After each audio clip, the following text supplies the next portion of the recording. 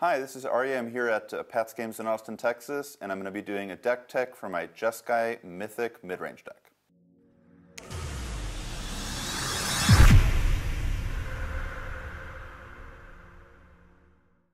Thanks for watching the video. Now, if you want to make sure you don't miss out on any of the other awesome Magic the Gathering content that we create, then make sure you click subscribe so you'll be updated whenever we release a new video. So, the core of this Jeskai Mythic deck is that we basically play 4 copies of a lot of the most powerful cards in Standard. We have 4 Teferi, which is what we're splashing blue for. Well known to be an extremely strong card in almost every deck it's in, but it's especially good in this one, which I'll get to in a little bit. Then we have 4 copies of History of Benalia, we have 4 copies of Rekindling Phoenix, and then we have some other cards that you wouldn't normally see 4 of, like Lyra, Aurelia, and Resplendent Angel. Those we play only 2 because some of them are legendary, and Resplendent Angel, not technically legendary, but has a very expensive activated ability, so having 2 out at the same time is really not something that you want. Outside of that, we have a couple of other unique cards in here. We play 4 copies of Tocatli Honor Guard, which seems like kind of a strange main deck card in a deck like this. There's a lot of versions of this sort of thing out there that instead play like a Danto Vanguard or some other 2-drops. The reason why I'm playing Tocatli here, though, is that against 2 really significant matchups in the format, black-green especially, when they have to you have explore abilities and things that come into play, like Gravitas Chupacabra, but even also against like mono-white aggro or even mono-red aggro, where a 1/3 is actually pretty good. A 1/3 can block very effectively and keep you alive for a turn or 2, whereas a Danto Vanguard just does not work on defense at all. So we are going to play 4 copies of that card in this deck, despite the fact that it's not the highest impact in some matchups, like against a control deck, but it does enough good things that we're going to play 4. Outside of that, we just have some different removal spells. One thing of note here is that we are playing 4 copies of Lightning Strike. That is not always what you see if you look up people who've built similar decks. And in a lot of mid-range decks, you would not want to play 4 copies of Lightning Strike, but they're very important in this particular build because Lightning Strike can finish off Planeswalkers. This deck is very, very good. I played it recently here at Pat's Games, finished 2nd place in the PPTQ, lost in the finals to Niv Mizzet. But it's very important when you're playing this deck that even though it is a very good deck, it really struggles a lot with resolved Planeswalkers. It just doesn't have a good answer to those. You could play some kind of enchantment-based removal or something where you could play like Ixalan's Binding, but my problem with cards like that is that this deck is very much designed to get ahead on board and to press that advantage. So taking off a turn to play like a 4-mana answer, I think is not what this deck wants to do at all.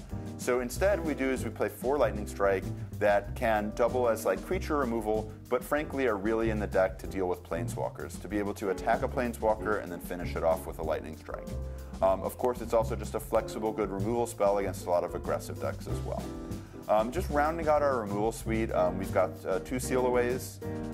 Seal-Away, just solid, very good with Teferi. When you plus Teferi, you're able to remove a larger creature with Seal-Away. You don't want to play, again, too many because this deck really wants to attack, and Seal-Away can't remove a blocker, which is why we play 3 copies of Lava Coil. The main reason that we have the split in this way is because Lava Coil is very good at removing blockers. It gets the nod over Justice Strike because a lot of the time your opponent will have a 4 toughness creature that has like lower power, which does actually happen quite a bit with cards like Crackling Drake, and you really want to remove that card and continue to attack. It is kind of a nombo a little bit with Teferi, obviously, because it's a sorcery, Teferi untaps the lands, but Teferi is not necessarily the same in this deck as it is in the control decks. I think I mentioned at the top that Teferi plays a very different role in this deck, and that is that Teferi, like most of the time when you play it, I would say on most boards, you actually minus Teferi and put their blocker into their deck and attack, which in the control decks is like never an option that you have. Teferi doesn't really do that. In this deck it does, and it forces your opponent into a very awkward position a lot, where they have to, okay, they can attack Teferi, but like you have a Lyra and an Aurelia on board, so yeah, they can like, if they want to kill Teferi, but then they just sort of, take a ton of damage on the swing back. So Teferi minus remove your blocker, put it in your deck is the main use for it in this deck. But obviously sometimes in a drawn out game, you will plus it and you'll draw into more stuff. As far as some other cards we have rounding out our deck, we do play 2 copies of Spell Pierce. This is, I guess, my kind of addition to this deck. That and Tecate, I guess, are the 2 that really I thought of, and the 4 Lightning Strike. Like I said, there's similar lists out there, but that's kind of what's unique to my list are these elements. Honestly, Spell Pierce is amazing. If you ever pick up this deck and play it, and I do recommend it, I think it's very, very good in Standard at the moment. Spell Pierce just counters like everything. It's crazy. I mean, you get like Teferis with it. You get things like Vraska's Contempt, all kinds of Planeswalkers like Vivian Reeds. All those things, you know, get wrecked by this card. Not to mention the fact that sometimes, you know, you can be as simple as just like play an untapped Steam Vents and counter their Charter Course on turn 2.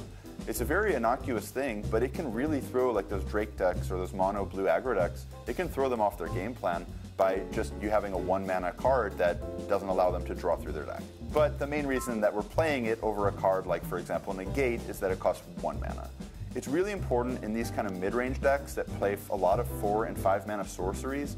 When you have answers, it's best to have the cheapest answers possible, which is why we're playing Spell Pierce specifically, so we can tap out for, you know, everything but this 1 land to play, you know, Lyra or something like that. They try to kill it, you're like, nope, and then you just turn around and win the game a lot of the time. What makes this deck very, very strong in Standard is that it's a mid-range deck that can deal equally with aggro and slower strategies like Black, Green, or Control. Threats like Lyra are just very, very good, and to a lesser degree Aurelia because it can get Vigilance. Which those threats basically can attack and block at the same time with like Lifelink or with Vigilance, which allows you to clock the aggro decks while playing a controlling game, which is a much different thing than if you were playing, like say, a Teferi deck that's creatureless, because your opponent actually has to worry about you. You aren't just going to be able to, they're not just able to sit there and just attack and sort of play around, you know, the long game. They can like withhold threats. Like they need to commit to the board because they're concerned that you actually can hit them for 7, hit them for 8 with like a Phoenix and a Lyra or something, and all of a sudden, you know, they don't have any life left. So what makes this deck so good is that it's able to actually race those aggro decks, which plays into the last card we're going to talk about, which is Settle the Wreckage. This is the best deck for Settle the Wreckage that I've ever played or ever seen. Settle the Wreckage has commonly been played in a lot of control decks, and it's good in control decks. I mean, obviously it's like a pseudo Wrath, but in control decks a lot of the time your opponent is able to play around it because they can attack with like 1 or 2 things and leave a few back.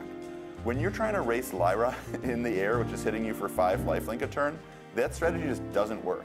You have all of these cards that are just so powerful, like with Benalia, Rekindling Phoenix, Aurelia, and Lyra, that your opponent can't just afford to sit around and send 1 or 2 creatures to try to play around Settle. So a lot of the time what ends up happening is you'll play out your whole hand and you kind of get into these combats, and your opponent eventually just has to swing for the fences and you're able to use Settle to stay alive.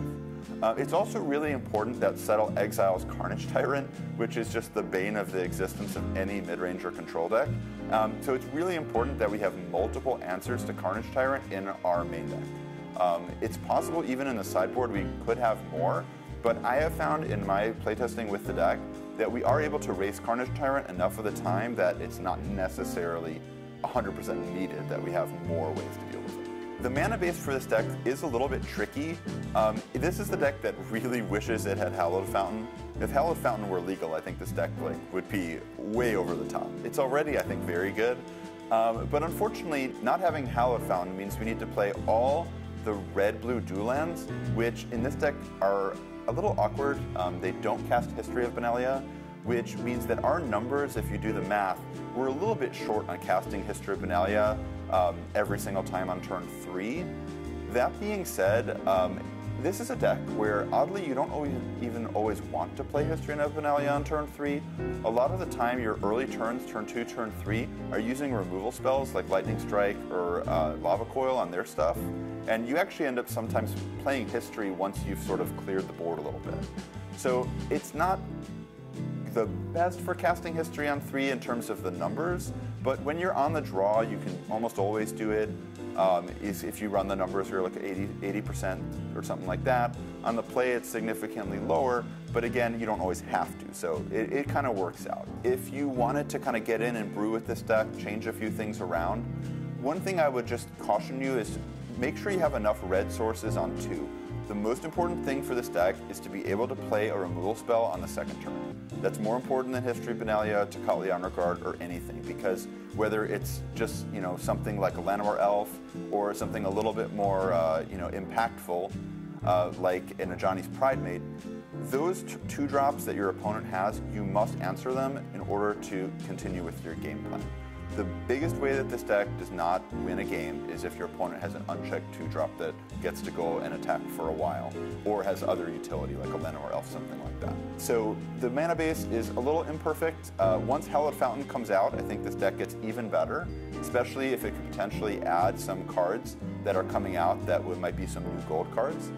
And we'll have to see. I mean, a card like Reflector Mage would be amazing in this deck, though I doubt they're reprinting that after it got banned. Let's get into the sideboard a little bit.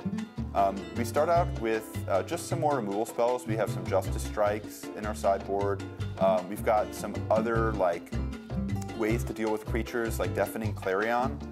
We have some negates. We have 2 negate, which is important for the control matchups. We can also bring it in against mid-range decks that play a lot of planeswalkers.